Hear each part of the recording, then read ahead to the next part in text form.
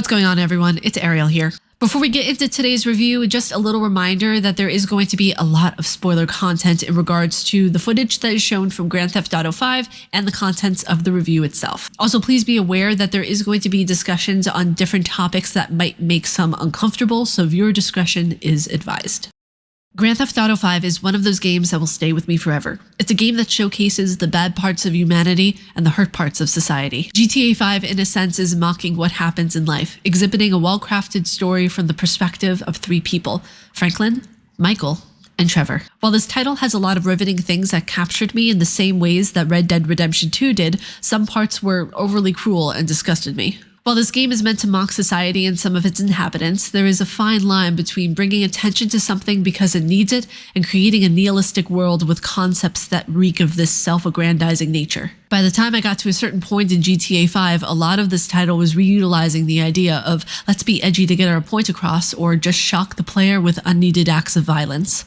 What's going on, you guys? It's your huggable hipster here. Welcome back to the channel. Let's dive into my review of Grand Theft Auto 5. So this is the first time I ever dove in fully and played an entire GTA game, and seeing the numbers of just how popular this game is was staggering. GTA 5 was released over 10 years ago and is the best-selling Grand Theft Auto game to date, selling 200 million units across 3 console generations and PC. I never understood why it grabbed people so much until I played it. There's this fine line that Grand Theft Auto 5 treads where it's racist, homophobic, nihilistic, and cruel, but there's also brilliant narrative design encapsulated within this experience and within the character interactions.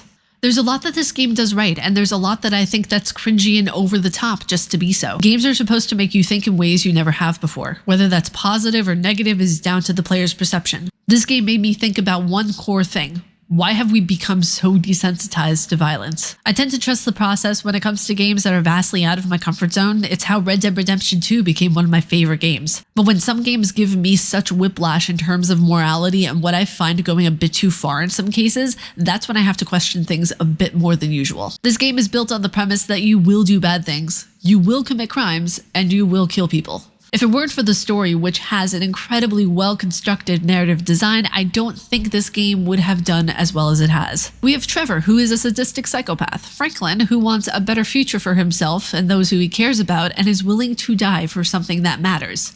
And then there's Michael, the dead man walking who escaped from a life of crime to be with his family. All of them have one thing in common, and that's hope. They hope for more, for better, and their version of what's better for them, while vastly different, is still a form of hope.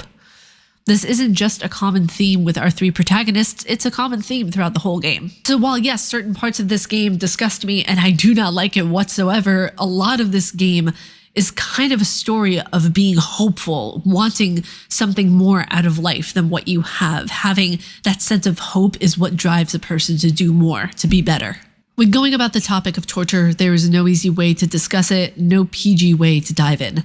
There's a section in GTA 5 where you will need to torture someone for information. It is by far one of the most unnecessary things to have ever been put into a game. Look, I get it, this game is violent, but much like Martha is Dead, there is no need to be put in the shoes of a raging killer. It's why I never played Martha is Dead, and had I known that there was a playable torture scene in this game, I would never have purchased Grand Theft Auto 5.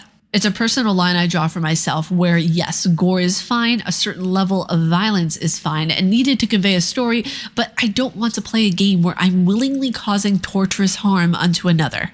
Yes, The Last of Us 2 had it, which I can stand. Yes, a lot of games have violence that goes over the top, but there is a line. There's a difference between protecting yourself and causing harm to another human who is doing nothing harmful to you. Neural pathways are created when neurons form connections in response to experiences. These experiences, whether they are positive or negative, deepen the neural grooves in our brain. Game is still an experience that teaches the brain to create new pathways and new reactions to certain stimuli. I tried to get out of that torture scene as fast as I could because I didn't want to experience it anymore. After the experience, so to speak, had commenced, I sat back in my chair and cried. There are things that I am and hopefully never will be desensitized to. There are things I don't want my brain to create a pathway from. And while this game's story is brilliant, let's not forget the premise in which it's built on.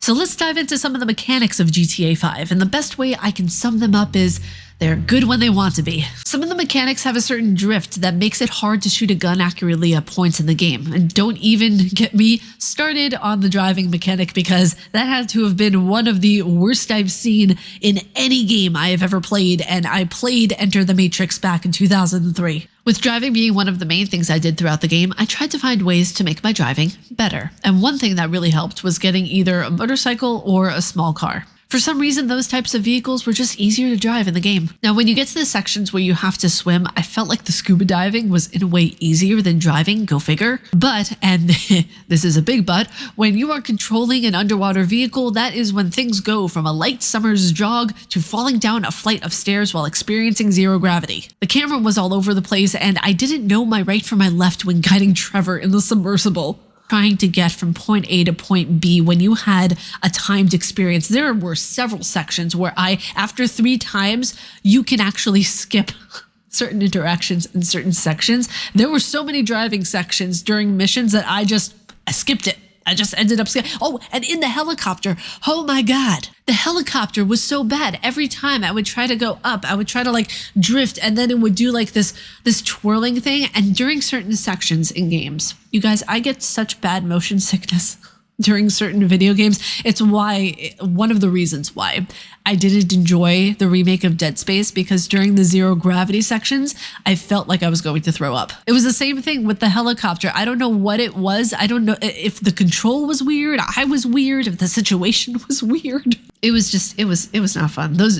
Anything that had to do with driving, underwater stuff, or anything that had to do with aviation, I was weaving through Michael, Franklin, and Trevor's story was such a unique experience, witnessing each perspective. They all had their views, ways, and unhealthy habits to cope with existing. This game showcases reality in a very unhealthy way, exhibiting a caricature almost of how life can suck, and then even the good parts suck too. Grand Theft Auto 5 gripped me with characters that I ended up caring about. Not Trevor, though.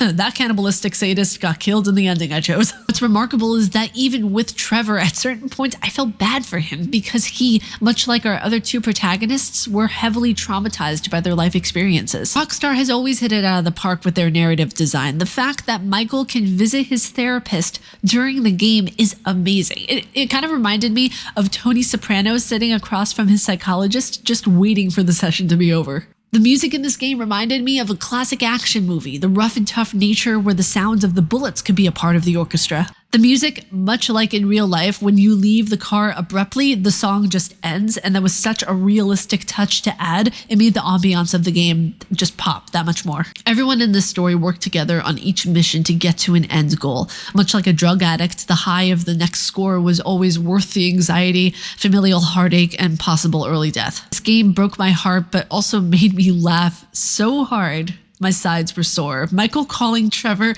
a hipster, that was just, that was peak comedy. Like, that was just absolutely incredible. Some say to separate the art from the artist. I say the art is part of what drives the artist to create, what gives their art life if not for the person creating it. Grand Theft Auto 5 is one of those titles that will never leave me for both good and bad reasons. But that was it for today's review. If you guys like my face and what I do, please be sure to subscribe and hit that bell down below. May you find your worth in the waking world, your hunter. Stay casually nerdy, and I will see you all in the next video. Umbasa.